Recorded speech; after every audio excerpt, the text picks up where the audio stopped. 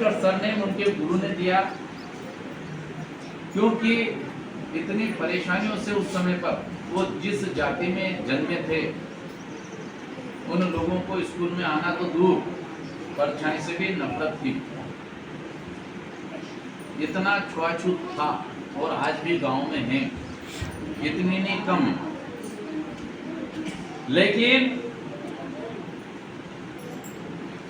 उन्होंने भारत, आज हमारा देश का राजा, मुख्यमंत्री, प्रधानमंत्री और अन्य नेता जो चुने जाते हैं, जो पूरा देश चलाता है और जितने कानून बनते हैं, वो कानून कैसे बनेगा, देश कैसे चलेगा, उसको लिखने वाले, जिसे संविधान कहते हैं, वो महापुरुष हैं। हमारे धर्म ग्रंथों में प्रवचन लिखे, चुप नहीं करो, हम देख लीजिए, हमारे धर्म ग्रंथों में सब में प्रवचन लिखे हैं, सभी धर्मों के भले प्रवचन लिखे, हिंदू के हों के मुसलमान के हों के सिख के हों, ईसाई के हों और कोई भी धर्म हो, सब में प्रवचन लिखे और एक अज्ञात डर बताया गया उसमें कि ऐसा करोगे तो नर्क मिल जाएगा, जन्नत मिल जाएगी, अच्छा करोगे स्वर्ग मिल जाएगा, है ना।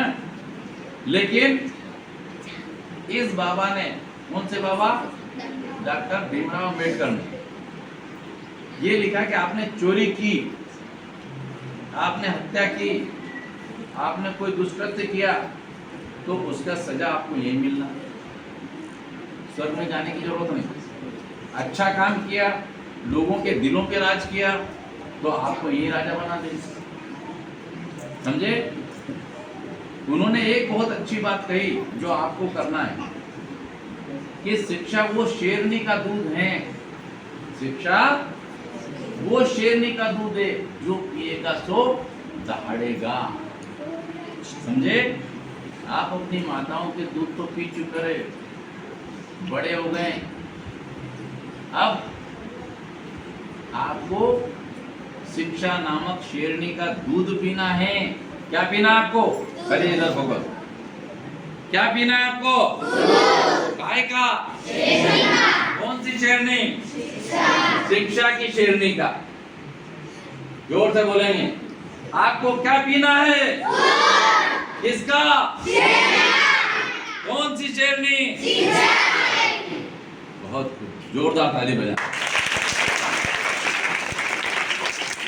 शिक्षा की शेरनी का दूध पी लिया तो इस संसार में, इस विश्व में कोई ताकत नहीं है यदि डॉक्टर बी आर अम्बेडकर जैसे अछूत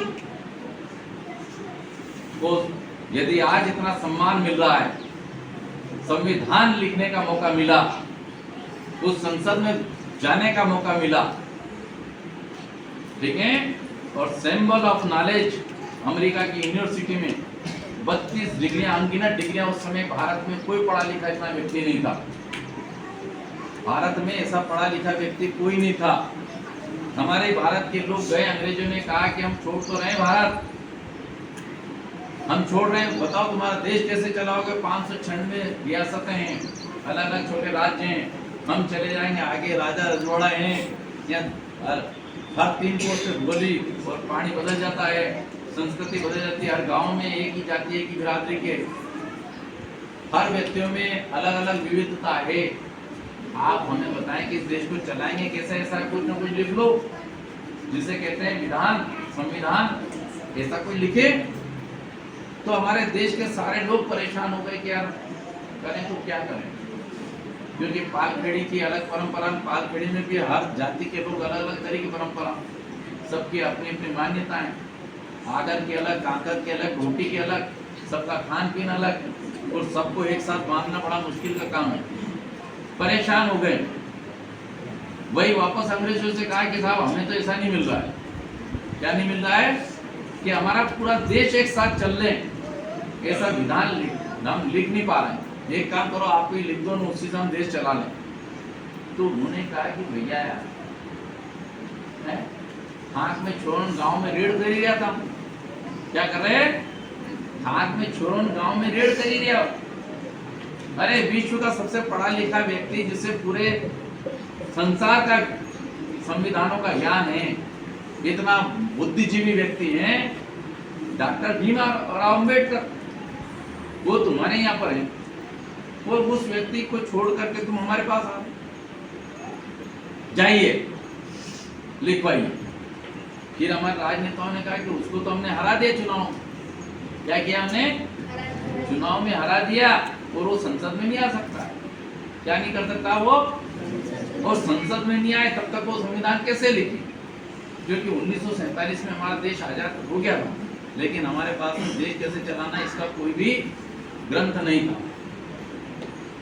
आखिर राष्ट्रपिता महात्मा गांधी ने अपने ही एक व्यक्ति से एक सीट जो अभी फिलहाल पश्चिम बंगाल में है उससे खाली करवाया, इस्तीफा दिलवाया, और उससे चुनाव लड़ाए, और लड़ करके संसद में गए। और संसद में जितने लोग संविधान सभा में थे वो एक के बाद एक, कोई न कोई विदेश में चला गया, कोई बीमार हो गए, कोई क्या हो गया, आखिर भाग रीनी के ऊपर पड़ा, और उन सभी पे चर्चा करके संविधान बना। हालांकि संविधान की जितनी भी चीजों से उससे सहमत वो नहीं थे, पर उन्होंने एक चीज कही थी कि ये संविधान अच्छा या बुरा तब कहलाएगा जिस समय वो सौंप रहे थे।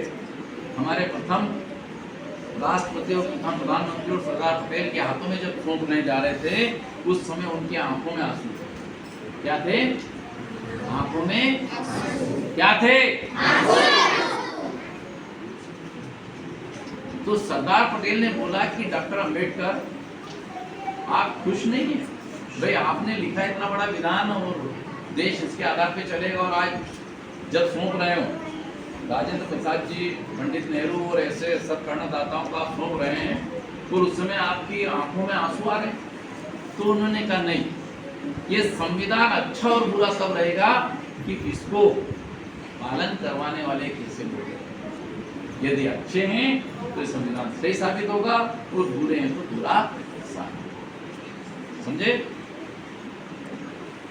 हम आज हमारा देश का देखिए इतना बड़ा महान संविधान कि दुनिया में कोई नहीं है, और हमारा देश आज भी लोकतंत्र है। यहाँ राजा रानी के पेट से पैदा नहीं हो रहा है, उसकी नसबंदी कर दी। जो लोगों के दिलों पे राज करता है वही इस भारत पर राज करता है। आप भी बन सकते हैं। आने वाले समय के आप मुख्यमंत्री हो सकते हैं। आप लाल किले पे भाषण देने वाले प्रधानमंत्री हो सकते हैं।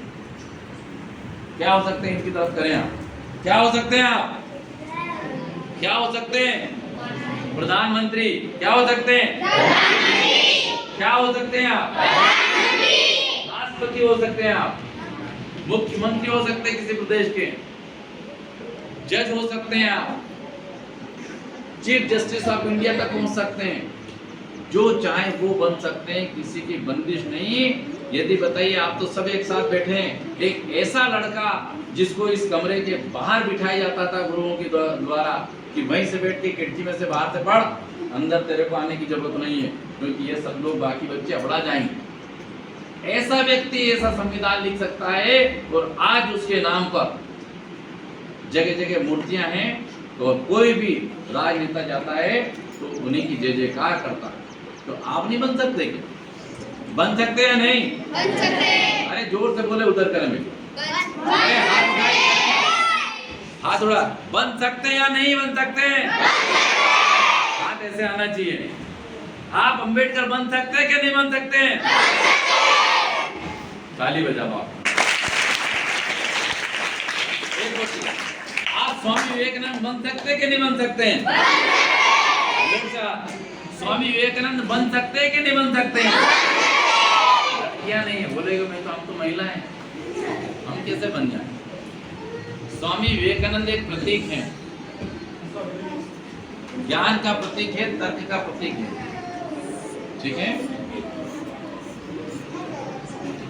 तो रोक